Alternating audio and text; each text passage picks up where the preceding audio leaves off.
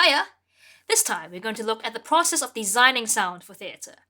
We've got a script extract here. We're all going to have a read, and then we're going to think about adding the dimension of sound onto it. On our first reading, let's not think about sound just yet. Instead, ask these questions. What is our script about? What is the relationship between our characters? What causes tension? Where are the moments of conflict, and are there points of resolution? What is the structure? Where and when is our show set? Where are the emotional and tonal shifts? Is there a pervading emotion, or is there an emotional journey? Do we like our characters, and do they have a backstory to help us empathize with them? How might our characters hear and interpret certain sounds based on their previous experiences? Read the script through and experience it and enjoy it as a reader, and think about what it's trying to say, how we experience it, and what we should walk away with. Now, think about the role of sound. Put yourself in the audience's shoes and maybe even read the script out loud to hear it. How can sound give us more information about the script, fill in the gaps, and how can we utilize it to help with storytelling? What can sound do that other things, such as text, acting, set, and lighting, can't? Think about these questions. Where are our characters? Are we in a forest, for example, and if so, what time of day? Which part of the world are we in? How can we either sustain, lighten, or darken the emotions implied in the script? Is there a particular time period this play is set in? What kind of music best describes the internal world of our characters?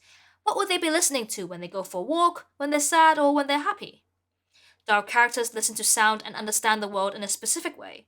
For example, if they're a child, maybe every event is just slightly bigger and more significant. So can we reflect that in our sound design? Now, are there particular sound effects mentioned in the script? Should we make them naturalistic or abstract, and how does that fit into the concept of the show? Also, when thinking about sound effects, don't forget the time and setting of the piece. A 1950s phone ring is very different from a 1990s phone ring. A city road during the day is very different from a city road at night, and an American police siren is very different from a British police siren.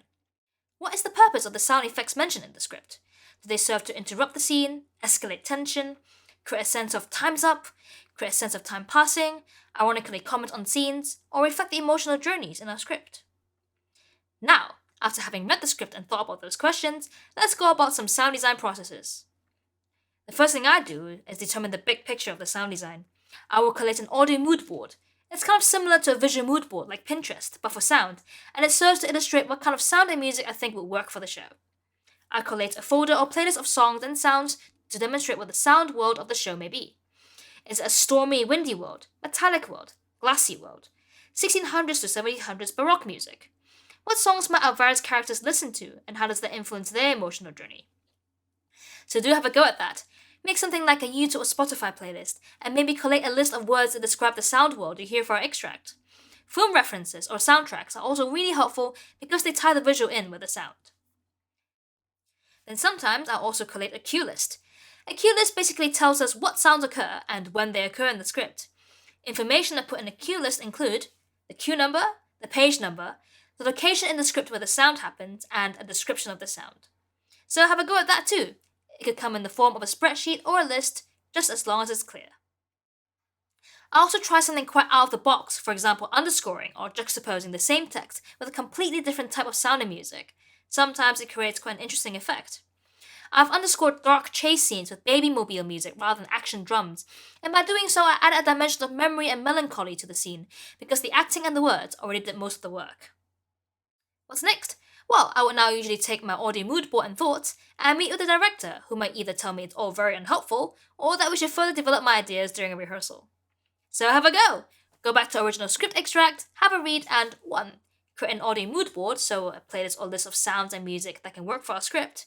2. Create a cue list, information about what sounds and when they occur. And 3. Come up with 2 examples of music that juxtapose or work against the text.